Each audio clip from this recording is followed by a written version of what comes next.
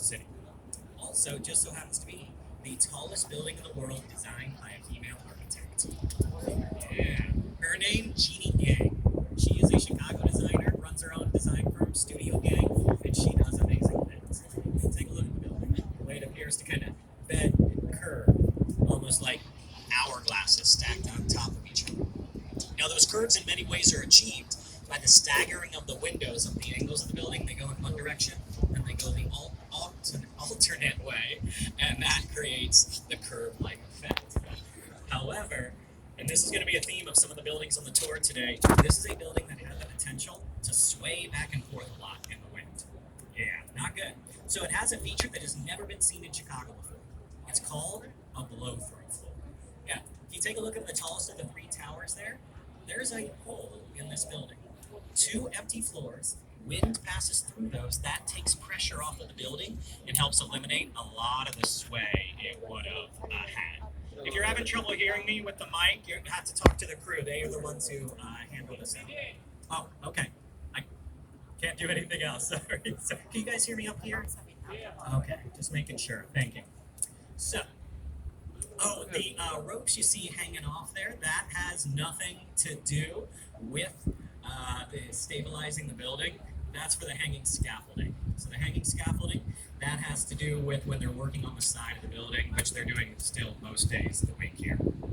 So they pull it away from the building so it's not slapping against the windows. Now, most of that is condos. Opened up in December of last year. That's kind of over the upper 2/3 of the building.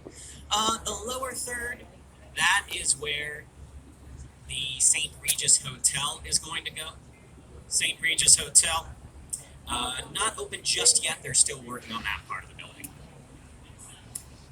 Now, said that architect, Jeannie Gang, designer of the St. Regis, we get to see another one of her skyscrapers immediately. Take a look here to the left, and you got the curving white building, pardon me, with the curving white balconies. That is the Aqua Tower from 2009. Now, as you take a look at it, notice the way the balconies bend in and out from each other. They wrap around the edges. Now, for most people, that looks really nice from down here. But it also gives you these really nice views from the building itself. Whether you have a condo in there, or maybe you stay in the hotel in the lower levels, you get these unique angles of the city just by the uniqueness of each balcony.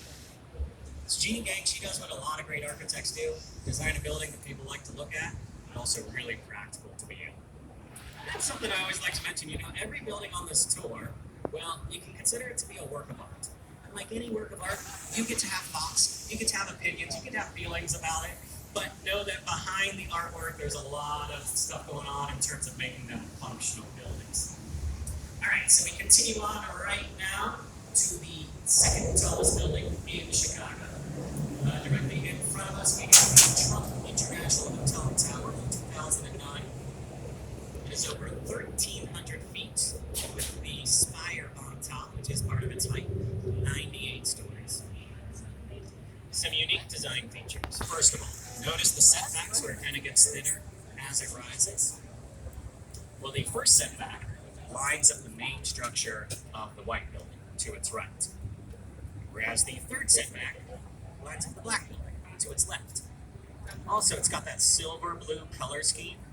Well, that is a transition between the white and black on either side. So the architect of the Trump Tower, Adrian Smith, he describes this as contextual design. And contextualism is the style of architecture where it fits in to the world around it. And one of those buildings that he wanted to honor there to the right with the clock tower, the Wrigley Building. Now, the Wrigley, one of the classic icons of the city, dates to 1924. That clock tower is modeled after the Giralda Tower in Seville, Spain. So this is done in a Spanish